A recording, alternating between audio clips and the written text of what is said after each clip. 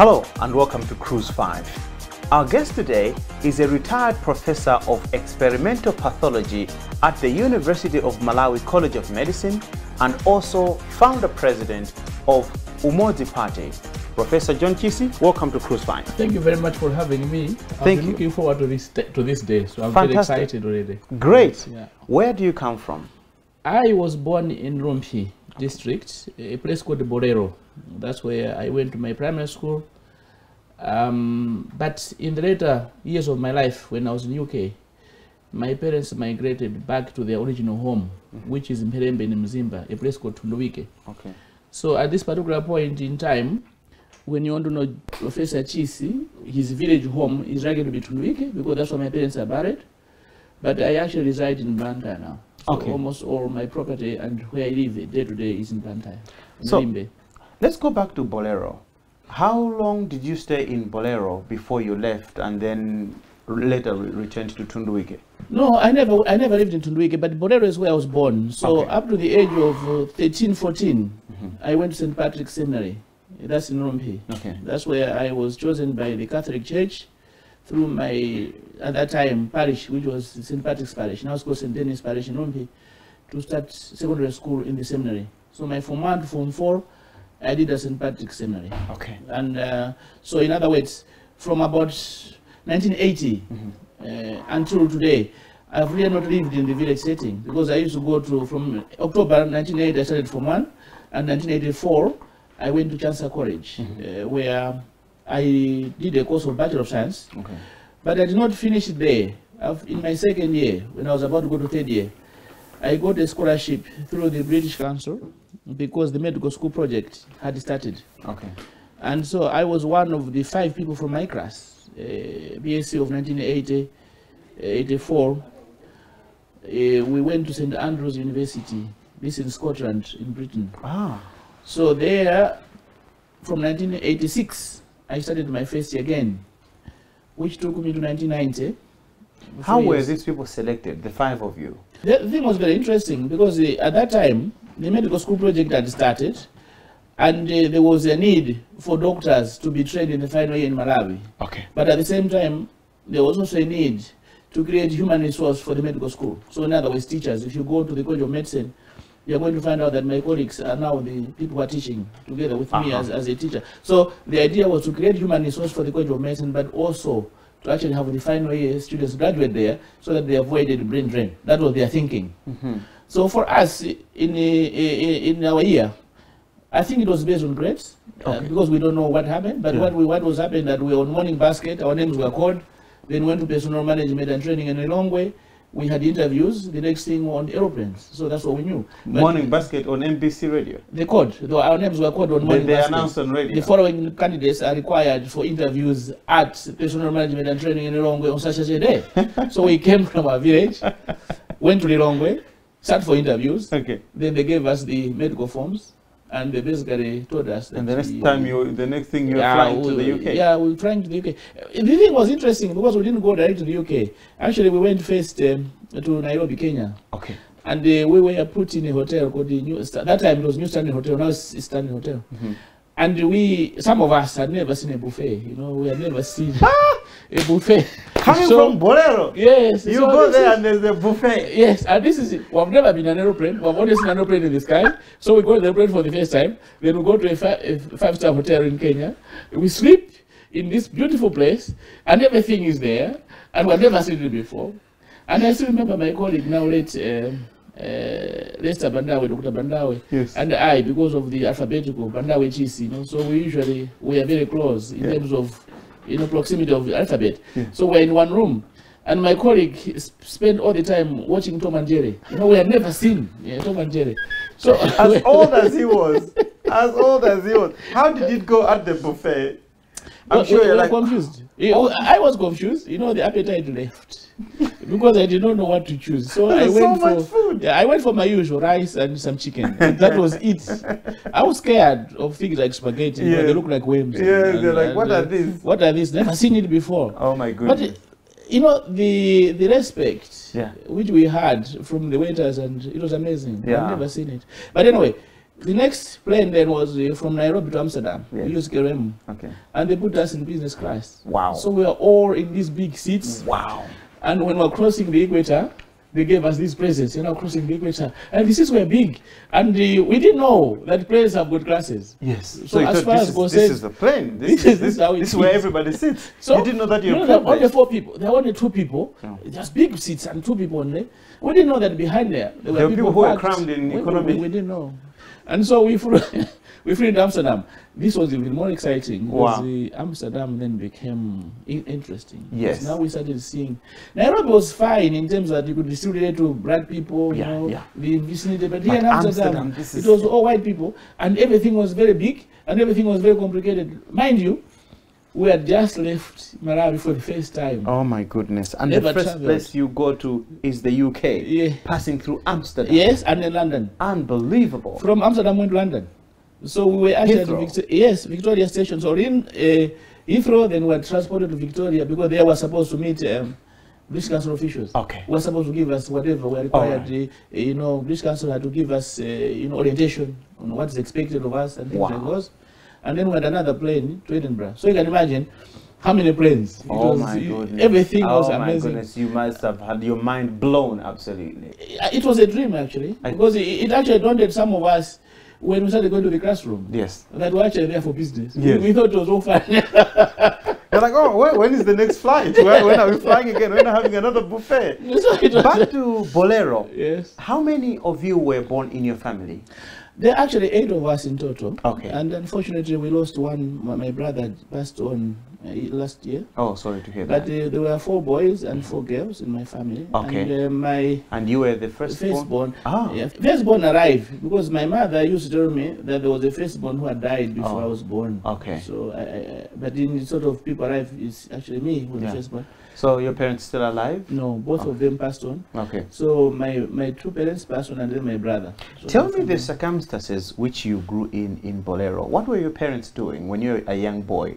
No, my dad was a sort of a businessman, vendor, you know, that kind of thing. Okay. He was running a small shop where he was selling sweets and maybe sometimes clothes and things like this. Okay. But he was a very adventurous guy in terms of education. All right. Because himself was, I won't call him a drunkard, but he used to drink a lot. And whenever he drank, he would say all sorts of things. And sometimes it was scaring me because it seems to me that he was very courageous and very bold. Yes. And he was able to bring in something in us which was very unique because he was always very courageous. But the problem was, he was courageous to the people, but when it came to family issues, he was actually a person who was an observer. Okay. So he would be complaining about things, then he would just look at you. Yeah. The thing which I remember, which really made a difference in my life, there are 2 occasions which I always remember my dad for. The first one was when I was at 1. I had lied to him that the teachers had sent us home early. All right. So my dad was watching my friends that were coming because they used to pass around our house. So he asked the others. John said, the teacher sent you early.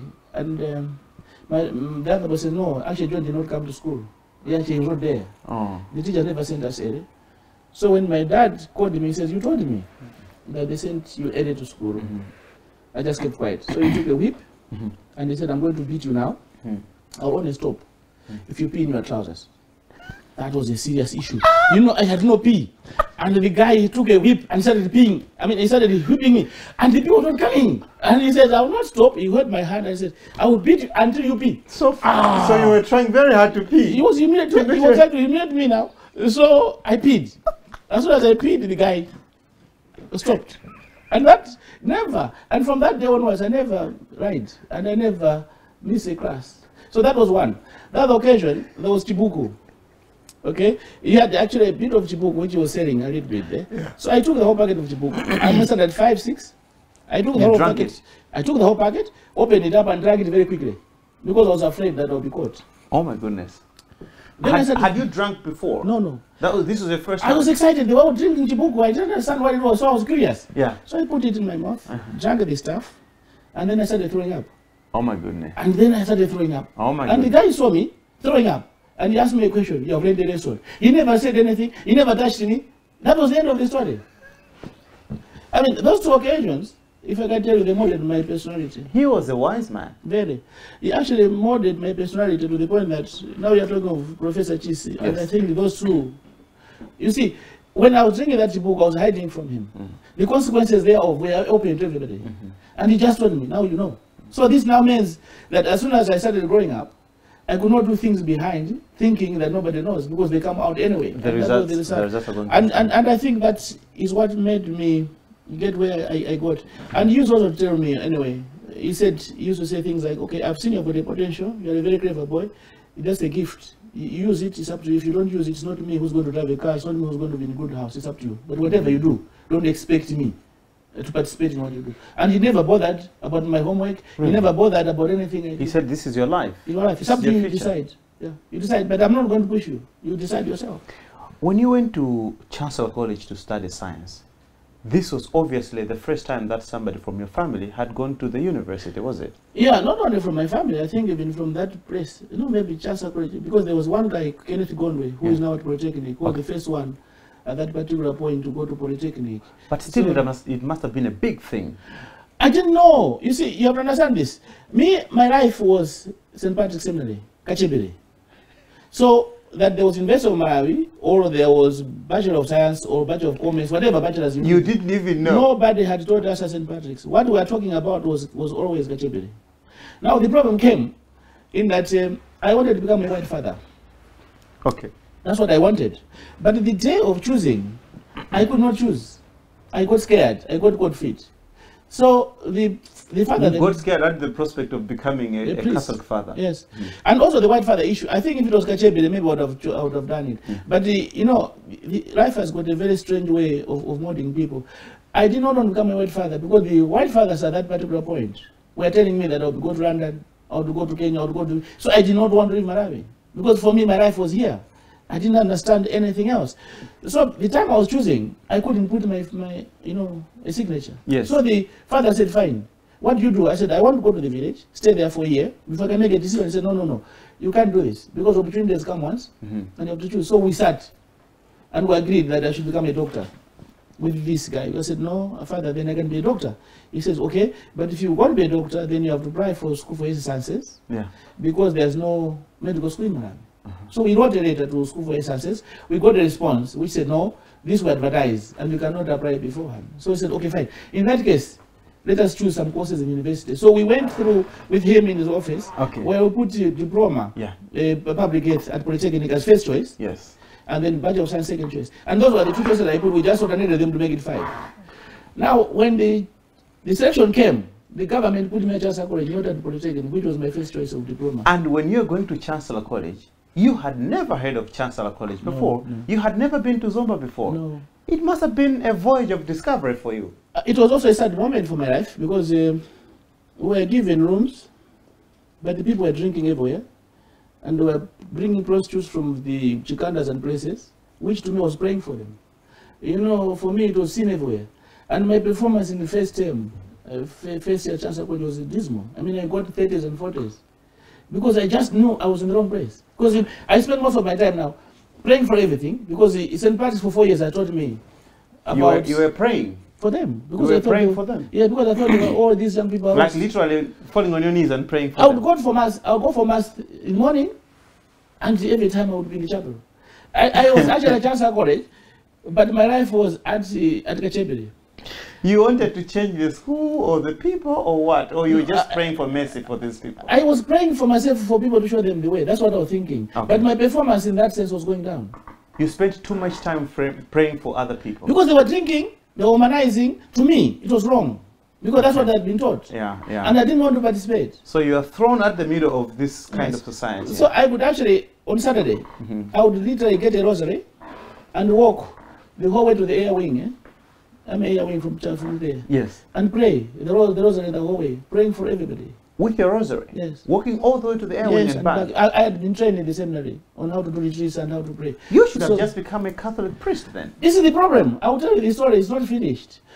And when I reached a certain point, it became obvious that this was a life which I had to accept. And unfortunately, the people who were in my roommates were all very bad, you know, in terms of behavior and whatever they were doing, drinking and womanizing. And at some point, one of my roommates even had an STI, and he was actually chasing me out of the room and everything. So I was very miserable. So anyway, with time I accepted. I just started working hard. That's why in my second year, obviously, I ended up going to UK. Now when I was in UK in my second year there, 1988, I came back. I went straight to the parish and I told them, I have been in UK, I've been at Chakhaza College. I'm very, very happy there. I've not felt a thing, but I want to go to Kachebe. I don't know what to Britain. Now the parish priest, led Father Mvura, then said, no, you can't, we will not accept you. That's when it dawned on me that I'm not going to be a priest at all. Why didn't they accept you? I think they had seen the opportunities which I had, and they had seen that in terms of my faith, I would still play a role in the church, even if I grew up at every level. And obviously, until that time, I'm still a very strong Catholic, and everybody will tell you that. Because I always look at the opportunities which God gave me through the Catholic Church by bringing me to a place where even at this particular point in time, I'm healthy, I'm happy, and I'm doing a lot of things. Because I think if I was not religious, also that my dad was always drinking, and obviously he was also praying a mass, he was also humanizing. And I remember one time, when my dad told me in his face that I can pay for you to marry, but not necessarily for university. And when the university was asking for fees before we actually left for UK, he refused. He said, I don't understand this. You told me that you wanted to become a priest, and you changed your. Now you're telling me that you want to become a bachelor. Now, this bachelor business, you like it too much. So me, I don't want to be a bachelor. I want you to marry. So he was willing to pay for you to marry than to pay for you to go to school. He didn't understand. Beyond Form 4, he didn't understand. He said, what is this that you want to do? You have been to school enough. You've done your Form 4. To him, beyond Form 4, he didn't understand it. Anything beyond Form 4, he didn't understand. Up to Form 4, he understood because he saw primary school teachers, court clerks, where he could mentor. But a graduate, to him, in the village, had never seen one. And he didn't understand what it means to be a graduate. Tell me about your education. So you do science, Bachelor of Science at Chancellor College for 2 years, and then you go to the UK. What did you study in the UK, and then how did you progress from there? In UK, I did biology. I did Bachelor of Science again, but biology. And that biology, I majored in an honors class, upper second class, in human anatomy. So my biology was basically human body. So I know all your muscles, where they are, all your veins, where you are, all your nerves, where they are. And I know everything about you, in terms of whatever is inside you. And that's what I've been doing at the College of Medicine, that's what I've been teaching. So I'm a specialist for that. And actually, at the moment, in Malawi, I'm the only one who got that degree at that time. Because that degree was a bit tricky because of the issues of human, culture issues here. People didn't want to do with human bodies, dead bodies and things like this. So I specialized in that. And it became an issue for me here because then I became a mentor for others to actually do it because no one was actually willing to do that kind of thing. And I understood it because I was looking at the future of our nation and the medical school. Without people like myself, you cannot have a doctor because the basis of that is what it does. So that's what I did. And that's why I also sacrificed being a pediatrician or a surgeon or whatever, because I concentrated on the foundation, which I believed was the issue for the medical school to survive. Now, I became a professor there. In the UK? No, here in Malawi. Here? I've only worked in Malawi. How long did you stay in the UK? First time, I stayed for 4 years. Okay, to do your degree? First degree. Then I went to London, where I did another 2 years. All right. Then I came here to graduate. So I graduated in 1993. Okay, in Malawi. Then I went to Lilongwe as a junior doctor until 1995. Then I joined the College of Medicine. From then I've been College of Medicine only. In Lilongwe, where were you working? Kapusat Hospital. I was one of the junior doctors. And then I went to UK to do a PhD in experimental pathology, which I'm a professor of. And then I came back. And I've only gotten my salary from Malawi. All my promotion is in Malawi. I've never worked elsewhere. I've studied elsewhere, but never worked there. That's our guest today in Cruise 5, Professor John Chisi. Quite a sophisticated man, as it turns out, because he's been everywhere and done everything. But there's something else that we're going to learn more about, and that's his interest in politics. That's about to come later on. Let's talk music. Do you like music? Yes. What kind of music do you like? I think we can have Tay Green, actually. We can have Tay Green? Yeah, you like Tay Green? Yes. Get down. Get down. One for now. I love that. I think we can have that one. This will be good. You know, my son, she just enjoys that song. Oh, really? So I think I'll bring it for him. Okay, great. Yeah. So we're going to start the show with Tay Green. I want to get down. This is Cruise 5, and today our guest is Professor John Chisi.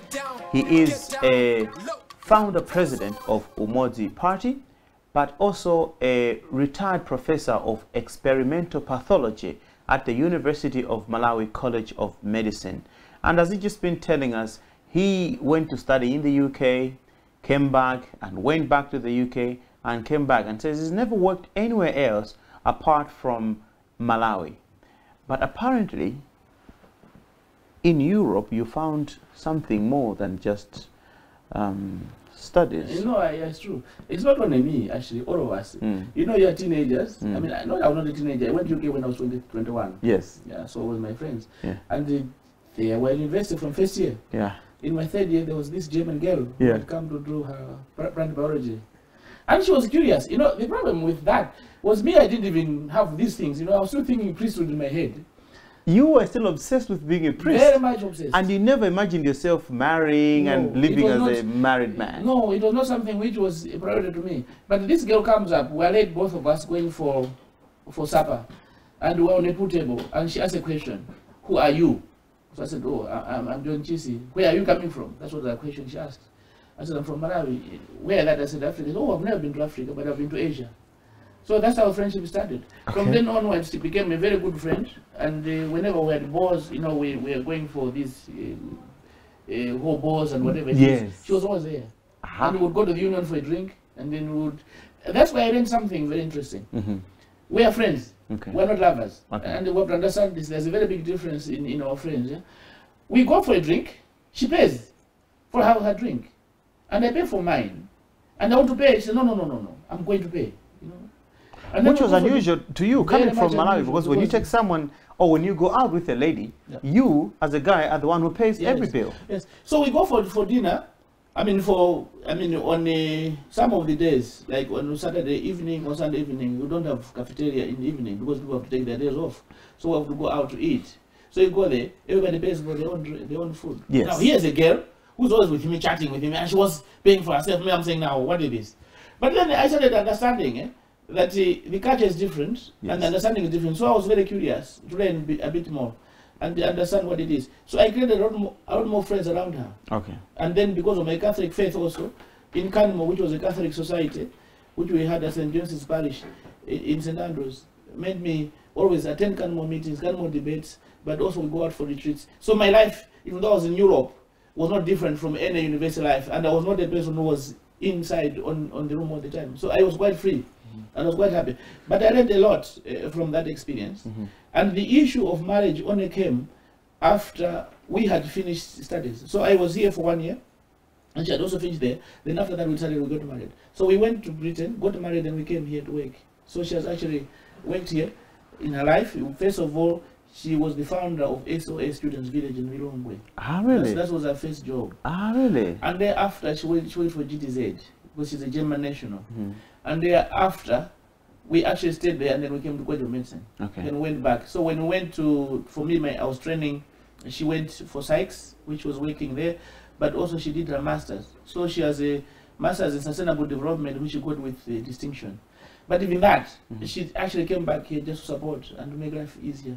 It's just now that she has really started working very well at the school there, private school in Limbe, after she did also a postgraduate diploma in education from UNISA, which also got with a distinction. Wow. So she's a very, very clever person who has supported me a lot in terms of debates, in terms of thinking. I still remember one day I was at home and I said to my wife, I said, look, it's very tough, you know, I'm trying this, I'm trying that's not working. And he says, who are you trying it with? I said, obviously people around. He says, you have got a problem. You don't understand who you are and what other people are. Can you now reflect better and come up with a better vision of what you have? Because you are above what you're doing. You don't understand. Even for me, sometimes when I talk to you, 1, you talk too fast, 2, you don't listen to anyone, 3, you are a person who is always, you know, adamant about things. So have you looked at that, and can you reflect on that? Your wife was telling you that? Yes. Can you reflect on that? She's the one who coached you how to handle debates. Even my PhD, you know, when I was writing my PhD thesis, she was actually reading it and creating... She was almost proofreading your documents. And made sure that everything is perfect. What's her name? Catherine. Catherine. Bruce Chisi, yeah. Did you learn any German? No. I didn't want to learn German because I thought the temptations would have been stronger if I knew German to actually migrate to Germany. Because having a wife from Germany, it makes it easier. Why would you want to migrate to Germany? You know, I grew up in a village, and my government, when they sent me to training, it was not my money. It was actually my government money. So you wanted to pay back to your country? I have to, because if you don't do that, you're a thief. Because you see, at the moment, I've got no run. I never did a run from education. The kids now who are working very hard with the university runs. I never had that. And when my government sent me there, it's not that I was the best I just happened to be at the right place at that time. Okay. And it's really my government's vision. So why should I take what somebody, whoever paid the taxes or whoever negotiated, gave me life, and then use it as if it's a selfish reason? No, no, no. The main reason is to save and feel confident. Now, I can actually migrate to anything because I've saved and I've retired according to the rules of the game. So you've paid back in full. And I'm very proud that I've done that. But before that, there's no way I would leave this place. Because I would always feel guilty to say, oh, look where I was and what I've become and why this. I know. If somebody paid, if my dad paid for it or somebody made an effort to look after me, maybe I would have said, no, no, this is my parents. But my parents did not even understand the thing. And everything is actually given to me on a silver platter. But for the sake of developing the nation. And that's something which I always feel very strongly about my service to my country. You and Catherine, do you have children? We have actually 3. The first one is a girl. How old is? She's 23 now. Okay. Yeah. This year will be 25 years in marriage. Okay. And she went to train as an artist. She wants to do textile design. So when she finished at St. Andrews in Blantyre, we sent her to Germany. Because obviously it's easy for us for that because of the nationality of my wife. Therefore she can be in the German system and manage to get the education cheaper than in the UK. Because the UK would have to pay a huge amount of money. So even there, because of the grandparents, there's a house there. So from university, she can actually go and stay in the grandparents' home, which saves us the cost of flying her here and there all the time. So she did her, she graduated there. And then I've got a son who actually did only O-levels at St. Andrews. And he decided to become a footballer. Really? So he actually, he asked me, he said, me, and he got B's. You know, he got B's in all his O-levels and an A. No C's, only B's and an A. And instead of doing A-levels, he said, no, me, I don't know the A-levels. I want to do football. I want to do football. So me, I said, fine. If that's what you think God has got. Which team is he playing for? At the moment, he plays for Aschaffenburg something. He's in Germany? Yes, he's also in Germany. Okay. But that's what we sent him. Because we said, fine, if you want to do football, we send you to a place where you can be trained. Oh, yeah. So they're better football academies, I think. So now it's an Aschaffenburg something. Okay. Don't ask me because I don't know the names of it. I guess you don't because you never wanted to learn German anyway. I have no interest. You know, when the family sits there, if there is no one to translate in English, you just sit there and watch. That's it. The third one, how old is? The third one is Adeos. He's actually with us here. Okay. The one who likes one for now, get down. That's the one. How old is he? Must be quite a young boy. He's 12. Okay, all right. Yeah. A young boy. Yeah. About your wife and what you do, does she support what you do, the politics and everything else? You know, when you're doing something as costly as politics and as demanding as politics, you don't have a wife who supports, you can't have a marriage. Yeah. You go on the Facebook, you're going to find her with me or dress up in Umodzi Party thing. Yeah. You can see that. The people who can look at our Facebook, you see there. And in most cases, as I said, she always looks after people. Everyone else who has come to her house and who's political, they will have a very good welcome. But the only problem, people don't see me with her, is because I'm a medical doctor. I'm also aware of the sun impact on the white skin. When my wife and I goes out, if she doesn't have a very big heart, she gets skin burnt. Skin burning. And I don't want the consequences of that later on in her life. So people always see me without necessarily her, but whenever it matters. If you remember the Chilembwe day, we are together at Chilembwe. So when things are very strategic, she comes out. She comes. But when we have to go for rally here, rally there, she can't come along. No, because the heat and the sun and at the end of it, it's like you are putting people under pressure. And also, you know, there's something which I need to tell you this.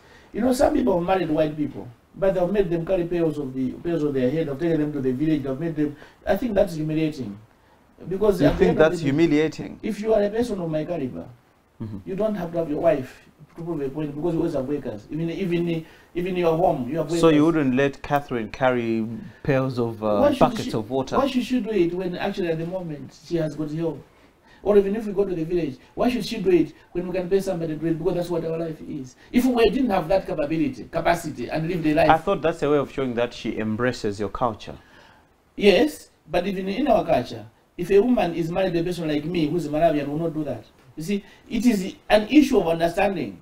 That's why people are always having issues to say, oh, you know, this wife came here and then she ran away because they abused. Because they have to understand that even herself, she has never lived that life. Okay. So when she does it once, which she did just for the sake of pleasing people and then not a life, you know, you have to respect. So that's why when I said to her, can you come and do this? She says, yes, I can. She comes. If she says no, I respect that. Okay. Because at the end of the day, you need peace and harmony in your home rather than somebody becoming a boss and then suppressing another person. Let's go back to Bolero. When you were marrying your wife, were your parents still around? Yeah. Tell me about telling them that, Mom, Dad, I'm marrying Catherine from Germany.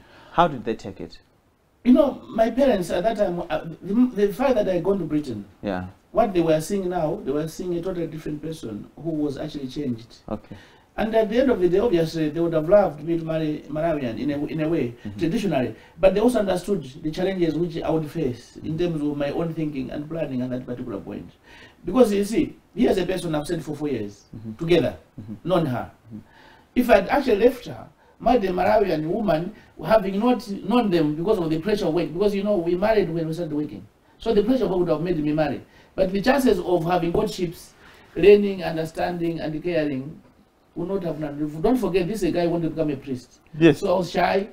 I was not able to express myself. Maybe that's why you married a German. Maybe you couldn't manage the women in Bolero. You never know. It's God's plan, because I would know. I mean, I can't explain. I mean, since then I've lived here with a lot of cultural issues and women issues, but I've understood one thing. Yes. God only gives you one wife and one person who you can actually relate to. Other people, yes, they will come in your life, but they might not be your people. And even if you try, things don't work out according to what God wants. So you've taken Catherine to Bolero before?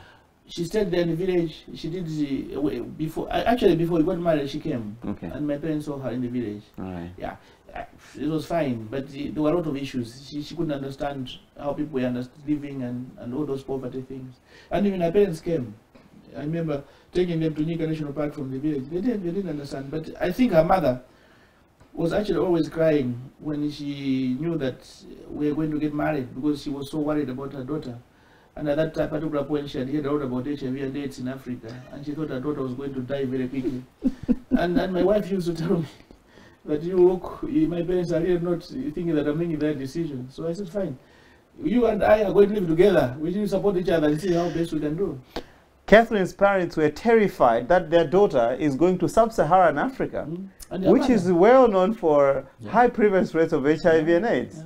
I mean, that's a sign of caring. Eh? When your parents can tell you that, and you make up your decision, that means also you have committed. Must have been a sacrifice, I mean, for both of you. I think more is us. I don't think me, because I've lived here. Yeah. Can you imagine a person from Germany, 25 years living in Malawi, and young as well, and not really working per se, supporting me. I mean, a person who has got distinctions everywhere. So when I look at my wife, I've got high respect for her, because I think she really has helped me. And you know, my life has also improved tremendously in terms of how I think, how I plan, and most of it is her who actually gives me the thinking. So the first song that you selected is quite a youthful song. Young people like it. But I want to know more about your taste of music.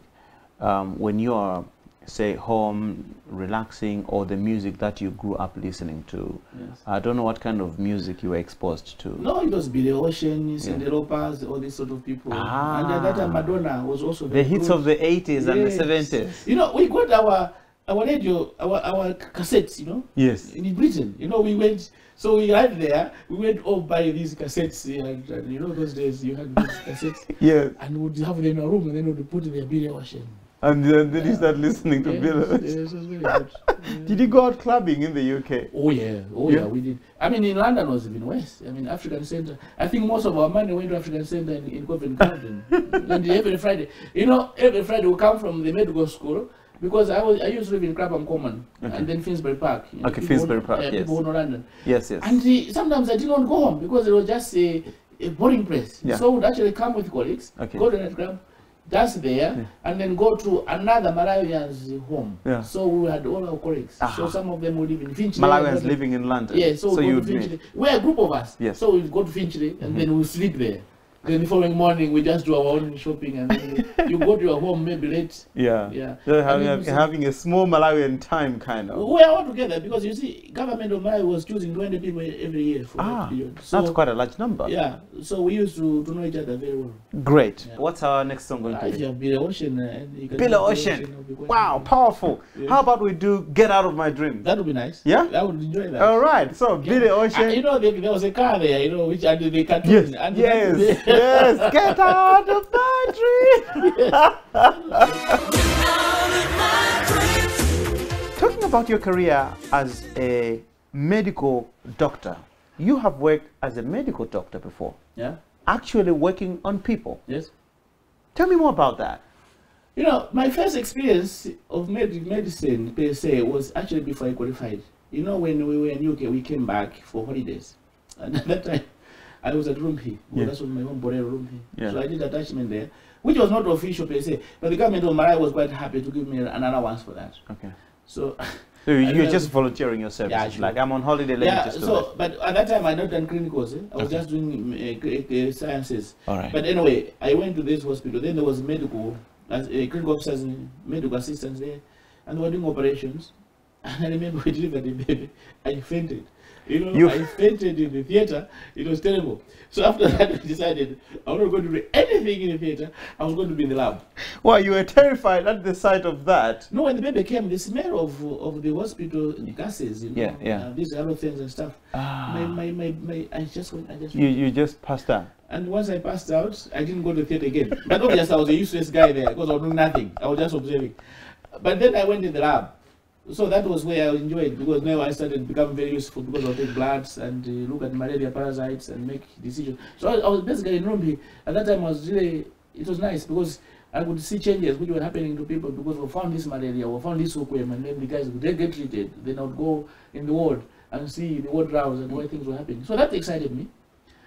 So when I qualified, I was in a long way. And that's where I got a lot of disappointments. Because you see, when we were in Europe, in Britain, the teachers were telling us about the HIV prevalence. Yes. It's very high in Africa. Yes. We thought they were racist. We thought they hated us. We thought they were campaigning us against girls. Yes. So we had the issues. Yes. We said, these white guys are campaigning us. Yeah. We didn't believe them. They started taunting us. When we were saying, what? So you have a word round. Don't forget, there were no ARVs then. Yes. You know, there were not. Yes. Yes. There were no ARVs. Oh my goodness, that was a tough time. Very hard. People were dying left, right, center. But also, we didn't have the screen techniques for blood. So they actually take blood from you, give to another person on the screen. Oh my God. It was not there. And you would sit in that place, you go around, then you would know, I'm a doctor, you say, this is it. And you see these young men who were very happy, very confident, and they'll tell you, I've got this problem. To them was naive. Eh? They just said to the doctor. You as a doctor, say, wow, this guy is going to die. Yeah. I mean, you just made that decision. This guy is dying, but he does not know it. Now, how do I relate to him? Oh my goodness. And so, you have also issues of death which are happening so frequent, lack of blood, because now you have to be careful now. You are aware, you know about it, but you say, if I take a blood from this, we cannot screen properly. It's better if I take from a relative. Then relatives don't give blood. Then you have got people bleeding and you cannot get blood because nobody is doing a systematic way of doing it. So that bothered me, you know. Every time I would come home, then I would check myself. I pricked myself. Have I not getting this? So emotionally, it was draining me. Yes. And that's when I made the decision. I said, no. I think this job, if I continue like this, I'm going to go potty. You know, I'm not going to be normal. I'm going to go crazy. I need to make a decision. So that's when I said, fine, I should teach. Okay. So that's when I was teaching. So like, I need to get out of this. Yeah, I need to teach so I get more doctors. But I was also confident that the science, as I knew it, things are going to happen, they'll get better. Yes. And so when I came back after PhD, I wrote in newspapers on HIV and us. I had a column in Daily Times. We went on for 2 years. Yes. But they're giving people hope.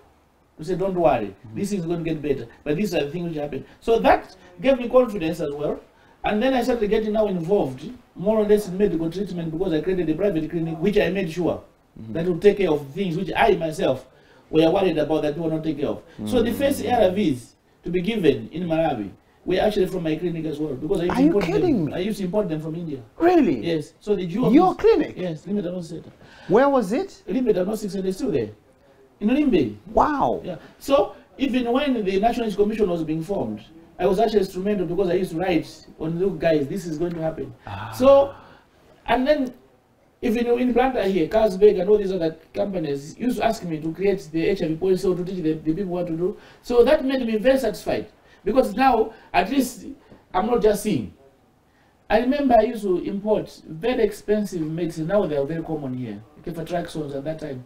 Even fluconazole, my wife did not have. I remember the doses of fluconazole, my wife would ask me to actually help them to get it because I understood what we needed. So I was actually focusing on HIV treatment. Okay. So I remember giving my wife fluconazole.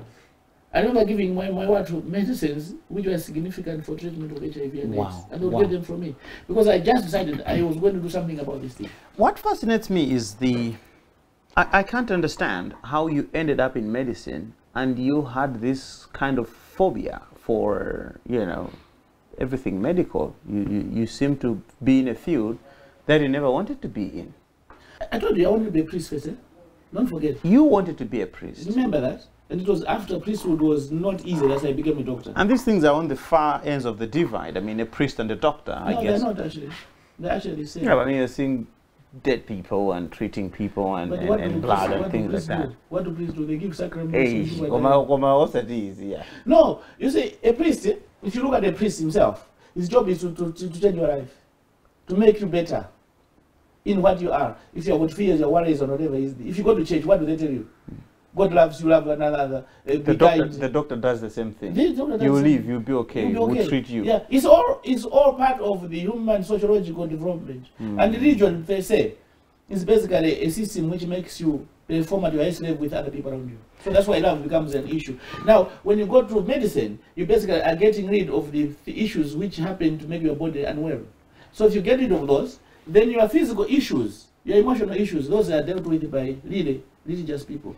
That's why counseling, even though you can have professional counselor, you're going to find out that when people have issues with marriage, they say, let's get a pastor, let's get a priest, because they deal with your emotional depth of sickness, which in medicine will be psychiatry. You will put you in a mental hospital. So it is that concept of humanity which is intertwined in terms of creating a better life for people.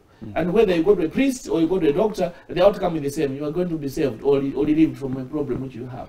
Your PhD thesis, it was on trypanosomiasis? No. What was that? Actually, it wasn't.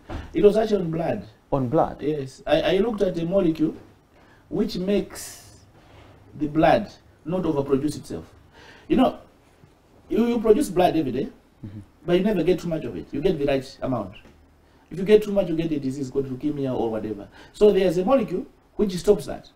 Now, that molecule is actually regulated by a drug which reduces blood pressure.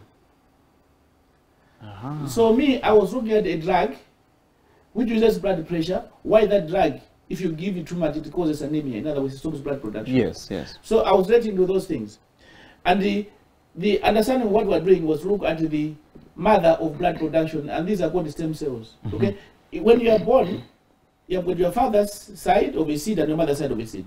Sperm and an egg. This one cell. When it actually joins, it creates many cells. Yes. Now those cells have got foundation, which they become what they become because they go into specific areas of your body. So if they go to area where you're going to form bone, they form bone. Muscle, they form eye, they form eye. So those cells are known as stem cells. They are known as the fundamental cells, root cells of you. So the blood is the same. It actually has got cells which are roots. Now these cells will produce blood. You just have to take your iron, you just have to eat your good food, your blood will be made.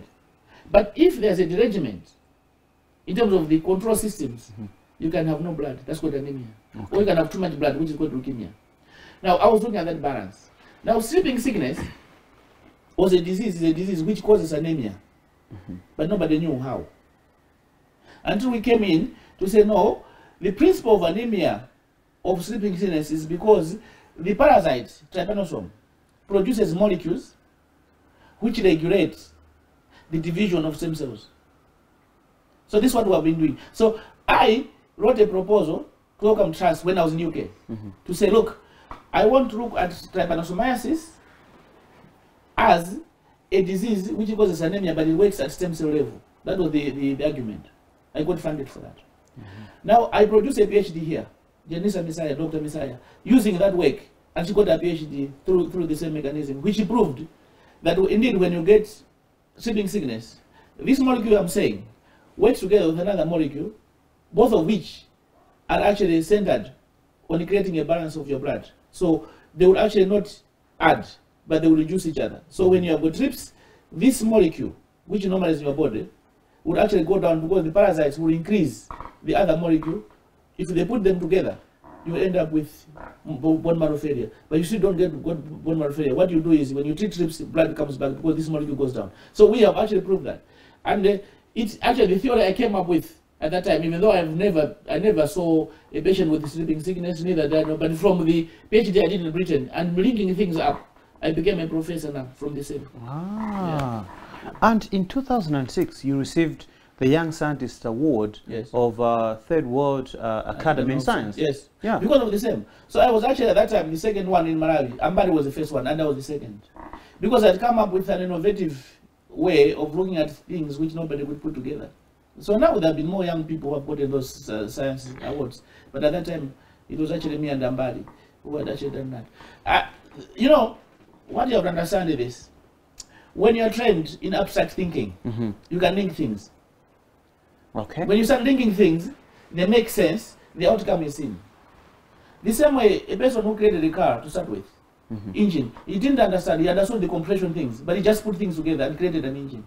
So you need to understand certain principles, then you can create something. That's what PhDs do. They actually give you a concept which other people have used for you to create a new one. So if I get an idea which somebody has done before, but it has not finished at where it's supposed to be, putting the concepts of my training, I can actually create something new. Yes. That's our guest today in Cruise 5, Professor John Chisi. Now, talking science, I mean, a language that I don't understand at all. The language that I understand is the language of music. Sure. Let's select the third song. It has to be again in those days. Okay, yes, we're still back in the boogie days, yes. Oh, what about Whitney? Back in Finchley. What about Whitney? Oh, do you have got issues with Whitney? I don't know. I want to dance with somebody. Yeah, somebody who loves me. With if somebody there are people out there who love me, I want to dance with you. This is what. I want to dance with somebody. Why did you have to retire from all this? Because we now call you a retired professor. I'm that professor and the president of Umodzi Party. You see, some of us are hyperactive when we think too much or we want things to change and we want to be part and parcel of change. Some of us have got that problem, in that we are not satisfied with the status quo. We want some differences. You know, I told you already that when I was working as a doctor in Lilongwe, there were shortages of everything. We only had one drug at that time, chlorphenical. Now if you've got a drug, it's ceftriaxone. And you wonder that how you can move a nation when the shortages are always there, when the whole world has got things available. You know, we have issues from logistics. We have not trained our people from logistics. We have not from planning. We have not trained our people from focusing. And we have not compartmentalized our jobs according to what people should do. You know, when you're a doctor, you expect that the nurse will be there to give you what you require. Yes. And the nurse also expects that the pharmacist will be there to give them that require. Exactly. And then the ambulance guy is expected that he will be there to do what require. You find that in our system, these things are not organized. They're all disorganized. And if you are a person who wants things to happen, you're always disappointed. So that's what drove you into politics? Yes.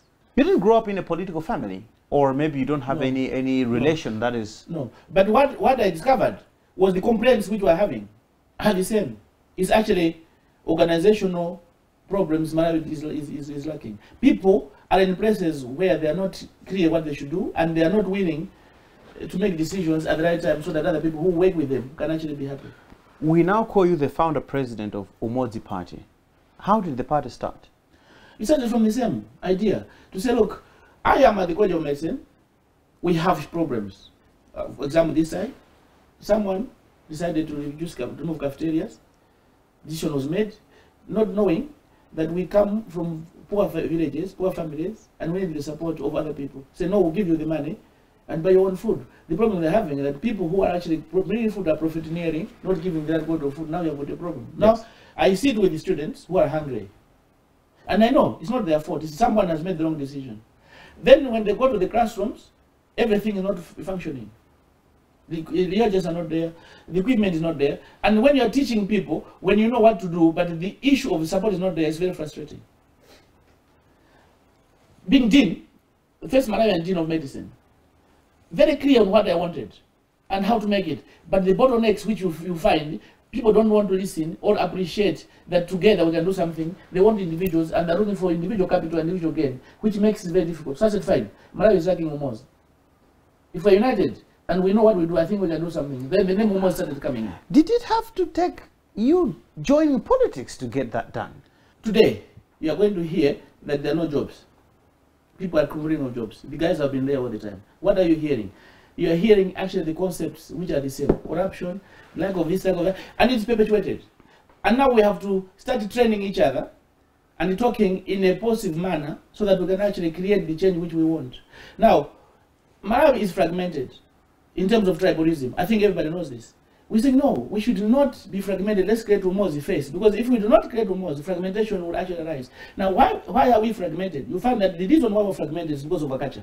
In the northern region, you are going to marry, and then you are taking your wife to your home, but you will give cows. If you go to southern region and maybe part of the central region, the husband goes to the Chikamwini. Now, if you're not educated, there's a loss here.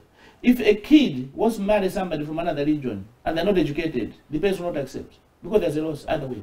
Now, if you educate people, there's no loss. You find that a lot of people who are intermarrying, they actually marry because they met in university or school somewhere. Now we're saying, fine, the fundamentals of here is actually lack of education. So we want to make everybody get to secondary school, whether they like it or not. How do we do that? We put primary school, secondary school on the same spot, so that we don't have issues of selection, because I was never selected to go to secondary school. I went to seminary, which was not the same as going to secondary school in the section. So if we do that, we're going to have everybody at the same level. Now, we are going to give each other equal opportunity. Who did you found the party with? Oh, there were quite a few. One of them was the Edgar Tembo, who was our Secretary General at that time. Now he's in the DPP. And then there was a lawyer, James Tomoka, who actually helped a lot with the paperwork to have it registered. And he also passed away.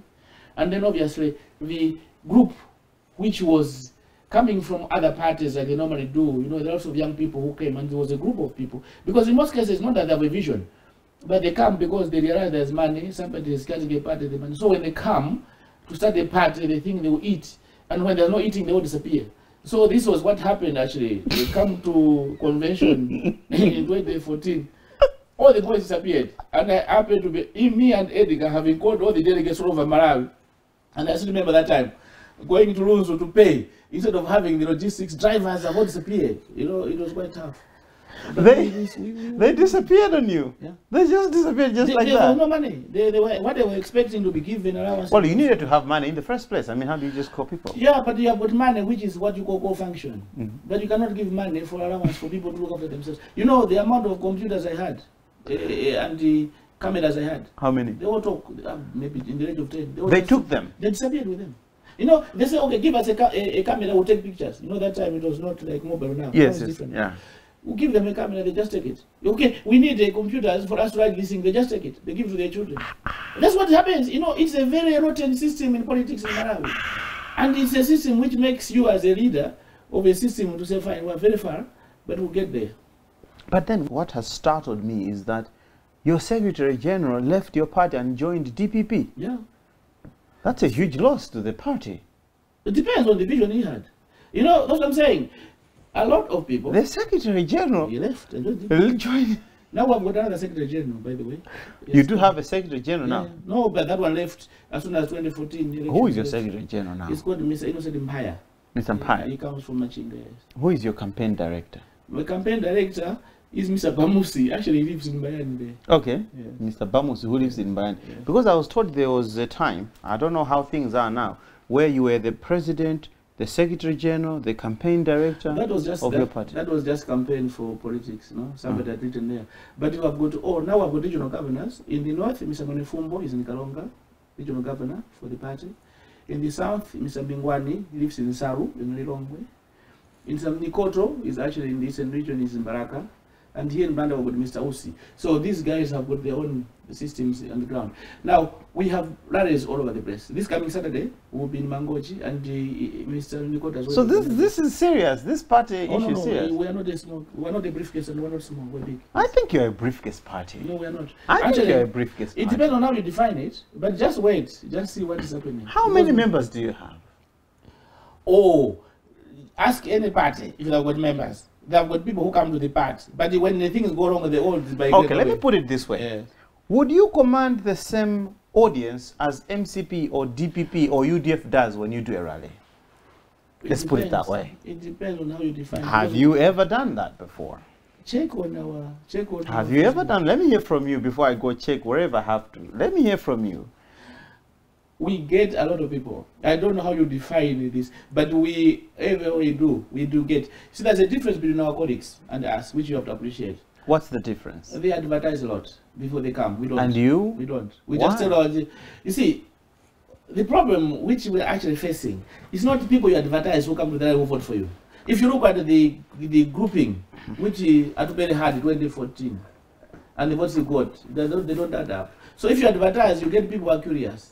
We look for our structures and the people who are most. Well, you didn't advertise, you didn't have people at your rallies, and you didn't get any votes in 2014. I've got 12,000. 12,000. I mean, that's a measly 12,000. That's the number of votes people get when they are contesting for member of parliament. Okay, all the small parties together, got less than 4% of the vote. So even if you talk to PPM, they'll tell you. Actually, the other guys who beat me were actually Kasonga and Kamuziwambo. I was actually number 7 in terms of the votage for that.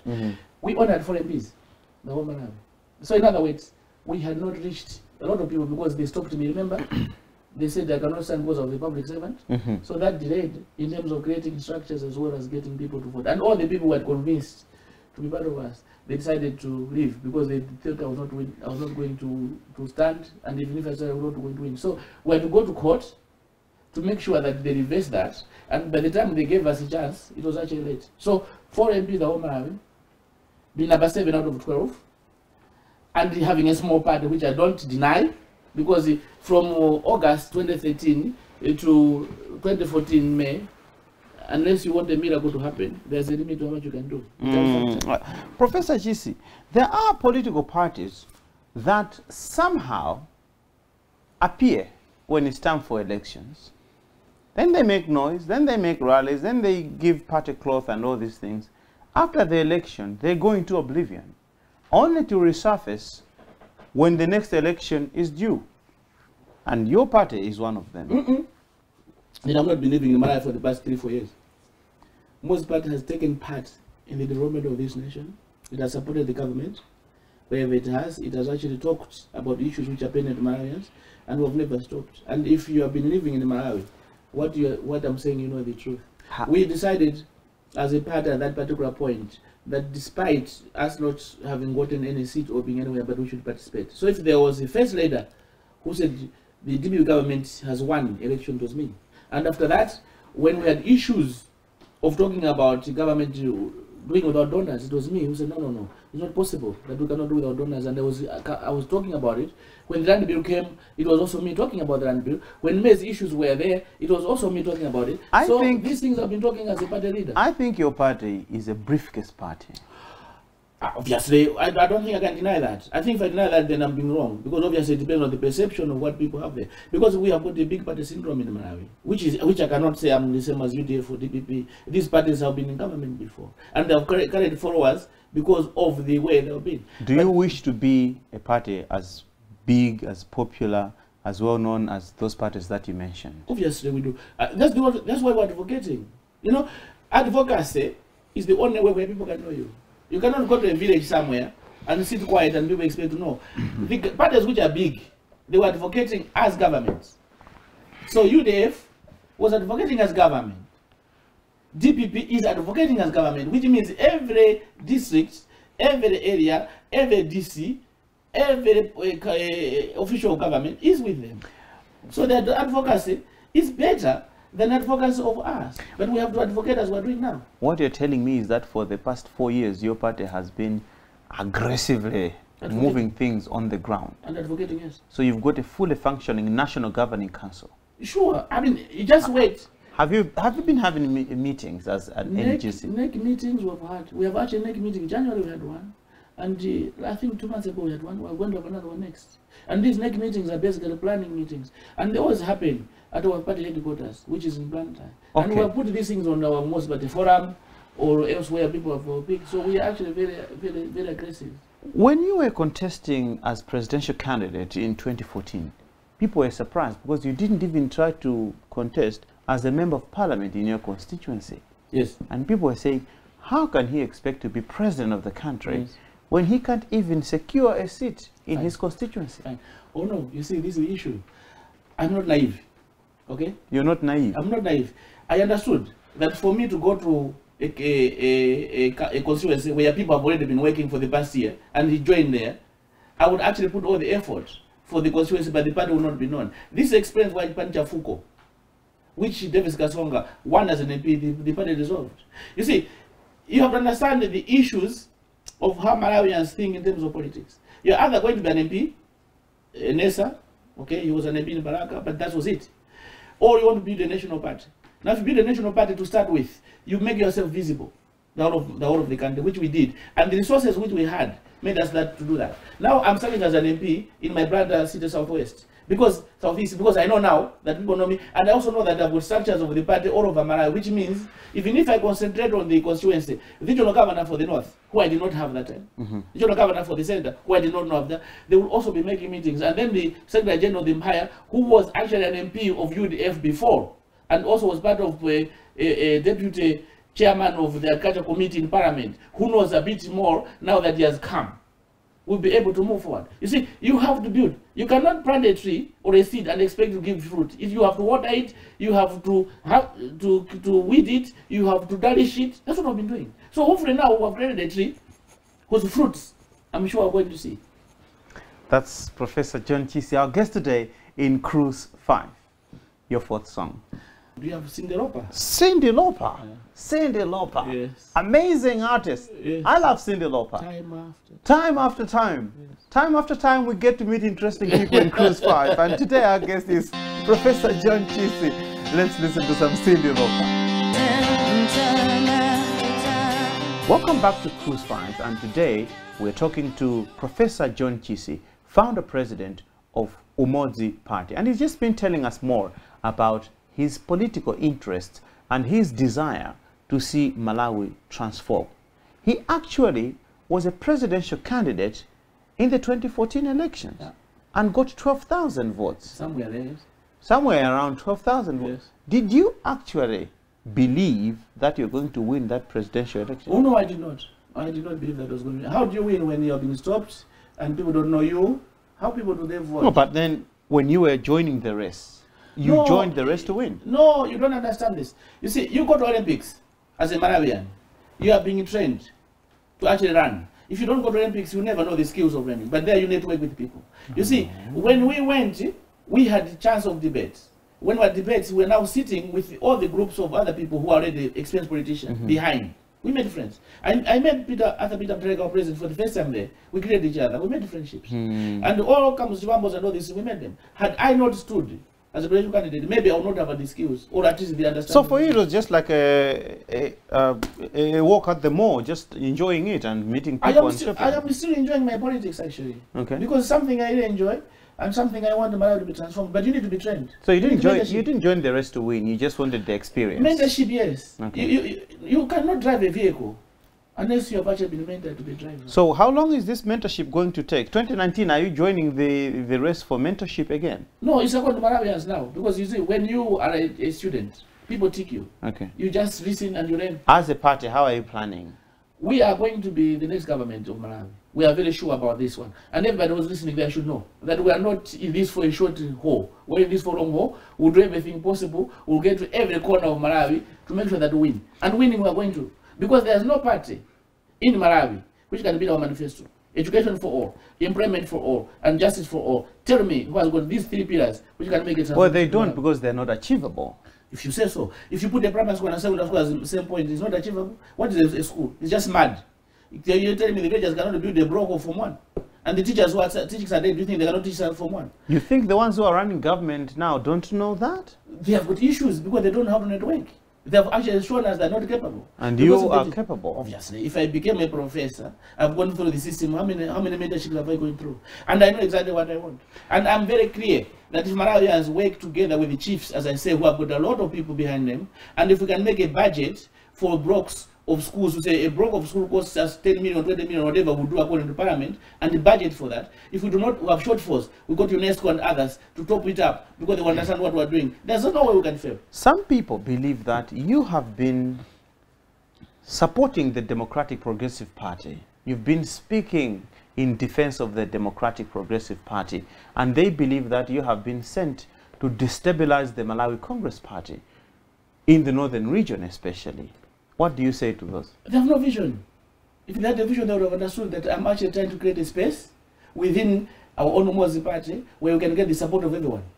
We want the support of government so that we are free to do our campaign. We want the support of MCP so they understand that now we're democratic. We need the support of other parties in Malawi because we want Umodzi. If you start fighting people or pointing fingers at you and the few of you point at you, then you have got a problem. But you've been speaking more in favor of the DPP than the MCP. No, I do not support the DPP. I support the government of Malawi. And DPP, they gave me an honor of making a board chair of Medical Council, which expired. But what I'm saying is... But you must be aware that there's a difference between the political party and the government. You can still support the government without necessarily supporting the political party. I have never supported DPP. If anything, the person who first saw that Peter Tarika was surrounded by snakes was me. I mean, I was only on Times TV where I said the president of this country has got good vision for the country, but these people who are DPP, they're not helping him. And I was saying, no, why don't you free our president? You remember the issue when Japonda was actually having Mez issue. I said, you resign because you're just spoiling the reputation of the president. So if I was part of DPP, how would I talk about Japonda to resign when at the same time, I mean, it's a DPP party? You know, I have never, and I say here, supported DPP as a party. I've supported DPP in government because I support my government of Malawi. This I will never change. Because the government of Malawi requires my skills. Why do I want to be part of a government when I don't want to support it? When you say, would you go to the polls together with any other major political party in Malawi in a coalition? It depends on what they believe in. And it depends on what they want to achieve. Because you see, we want education for all. And we want to make the secondary schools now training institutions for everybody.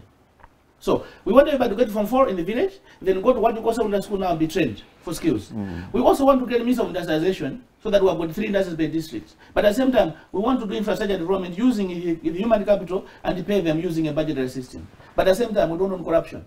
We want to actually create a system where the judicial system should be robust, and anyone with a crime, the cases should be concluded within the period of 1 year or 6 months if possible. So tell me a party which would want that. If there's a party they are willing to do this, that's fine. But if there's a party which would not go back and do the thing, that's from all the parties that are in Malawi, don't you see a party that somehow aligns with what you want? No, you see, this is the problem you're having. I'll tell you now. The parties which we have in Malawi is only one party. There's never been more than one party. The first person who created politics in Malawi was Kamuzu when he came and he charged all those people. Kamuzu made Bakiri. You and I will know that if you have committed a crime, you don't go back to court or to jail for the same. Bakiri had committed issues, 6 years, whatever it was, but Kamuzu said he's a thief. And we put Bakiri in jail when he was not supposed to do that. And why did we do that? So that Chihana should not become a president. And when the votes were being counted, Kamuzu said Bakiri has won, even though we didn't go to the conclusion. Bakiri comes in, he gives us bingo. Bingo comes, he gives us Joyce Ban and Peter. So this is one tree.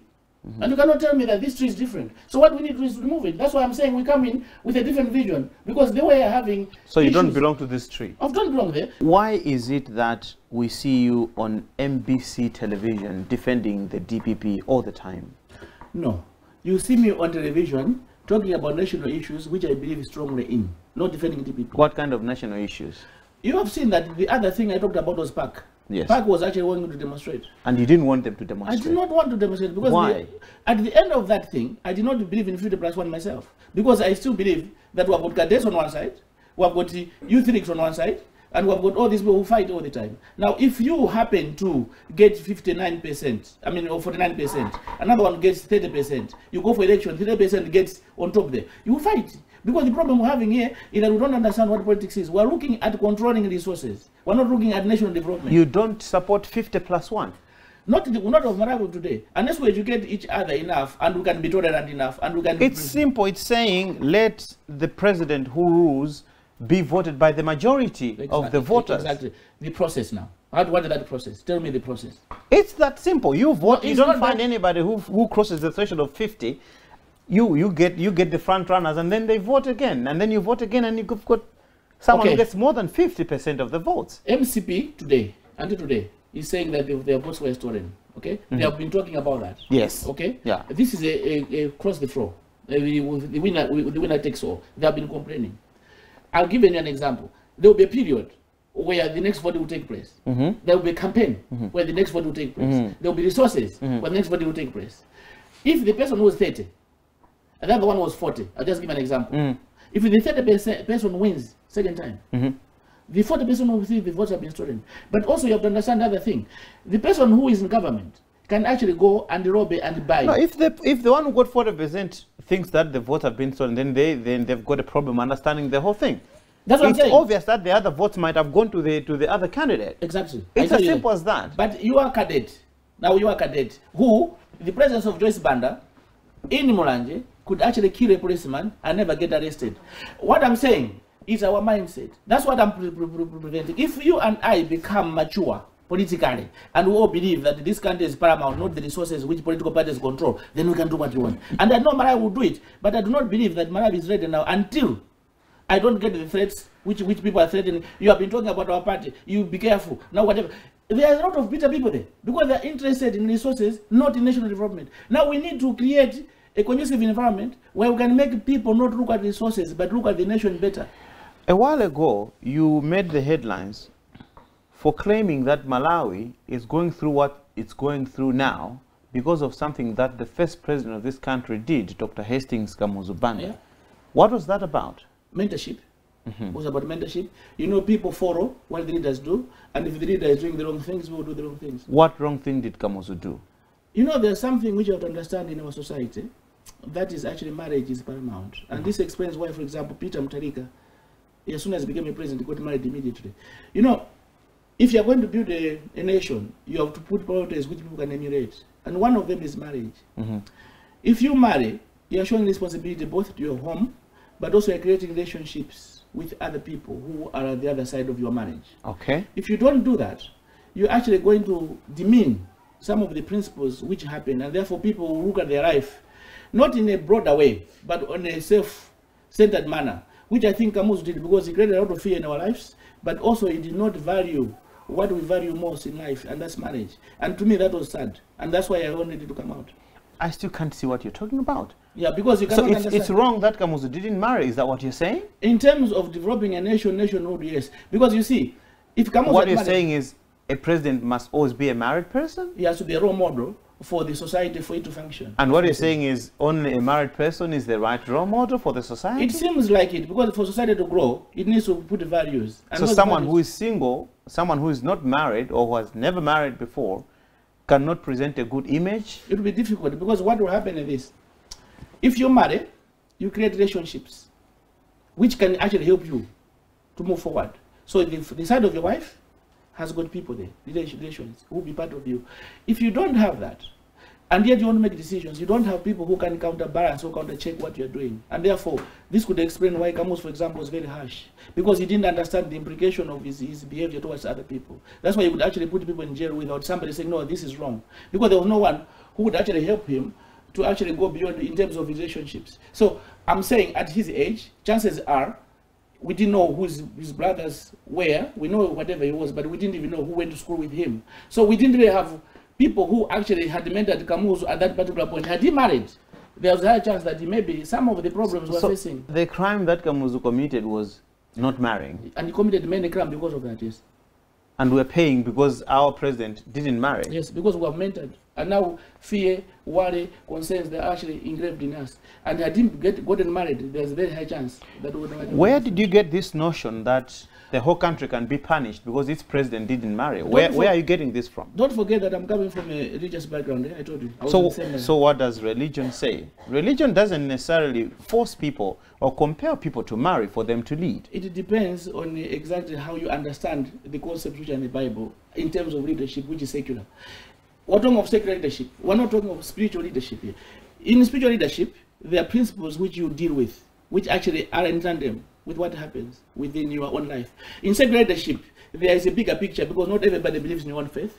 Not everybody you're leading has got the same concepts as you. So you look at a bigger picture, which is in secular nature, will make you perform at the best level towards everything else. But if you miss that, then people go astray. You know, Malawi is failing now to develop in terms of other rational thinking because of fear. And why do you think that fear came about? Fear came about because Kamuzu was very harsh. He was locked up educated people. He didn't want rational people who would actually argue with him. Whenever he said, I don't want to see you, then people would actually get into trouble. Professor Chisi, which year did Hastings Kamuzu Banda die? I think 1997. What you're saying is from 1997 up to now, 2018, we are failing to make progress as a country. We are facing all these problems that we're facing because of a man who died in 1997. It's mentorship. You know, if I am afraid, my children will be afraid. If I get to my kids, I tell them, politics is bad, politics is expensive. This country has got development strategies. It's got presidents, it's got ministers, it's got members of parliament, it's got parastatals, it's got private companies to run and manage the economy. And we overlook all that and we go and pick out a man who died in 1997 and pin all the blame on him? Yes, why? Because the education systems, which would have helped people to get to that level, have never matured. You see, the Kamuzu left primary secondary school the same way as we're having. University Kamuzu graduated was one. It took a long time before another university came. The people who were actually admiring Kamuzu did not think beyond what Kamuzu was doing.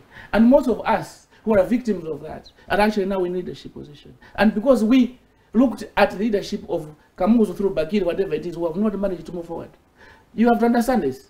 Because if you do not appreciate that a generation issue is not only you and me, it's actually the offsprings which come under our mentorship, then we're going to be in problems. Because Malawi, even of today, if we do not transform in terms of what we think politically and where we're going, I tell you, it will never change because children who are born. Now, you find that a lot of kids are extreme. You know, they have no respect, they shout, they do. Because Bakiri came and said, we have to be democratic and let's be loose. He didn't even put a mechanism in place to change certain things. So human nature is transformational, but it's also a thing which takes time. Let's look at it from another angle. Please.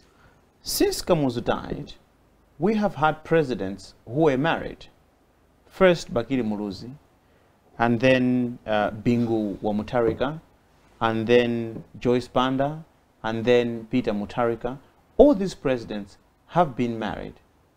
The curse still hasn't been lifted on Malawi?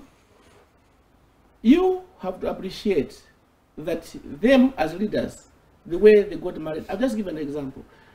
Bakiri Muluzi got married, but in the middle of his marriage things happened, which were not even right. Okay? These things are real. What things? Bakiri, I thought he divorced his first wife because of issues which happened there. If we all know about this, he married another wife, Shanil, but he came in with another woman and things like that. If you can have people who work with you, do things to you out of respect, then there's issues. I'm saying, you can give these examples how much as you want, but we have actually looked at issues in isolation, rather than building a picture. What I want is Malawians to look at a holistic thing, rather than individuals. There are issues which have happened in this country, which are to do with leadership, mentorship, and leadership, showing people the right path. We have had the chance to get mentored by other people. The people who put their mentored have been mentored themselves by the leadership of Kamuzu. I told you already, it's the same tree. What will it take to break this curse, as you put it? You choose Umodzi Party. Because you choose Umodzi Party, you are choosing a totally new generation, different people with a different looking. And that's the way you should do it. If you do not choose Umodzi Party, forget, it will carry on. I mean, this is the truth, and I'm saying here, to be quoted on this. I'm not campaigning. I'm telling you the truth. Because we live in unity. Who was the first people? Who was the first president to chase people because of tribal? Kamuzu chased Northerners. And now you're talking of tribalism, on which Bakiri was part and parcel of. And you're saying we're tribalistic, but the first person to chase people because of their tradition was Kambuzu. You, Professor Chisi, yes, are in no way different from the other presidents that we have had, because you are a married man and you have been in Malawi all this while. And I don't see how you set yourself apart from Bingu, Joyce, Bakiri, Peter. I don't see how you set yourself apart. I talk about it. They don't talk. If they were also talking about it, this would be fine. If I today... How will this case be broken by putting you in power? I have talked about it. If I do exactly the same behavior, it's on record. Just you said this, look what you're doing even worse than others.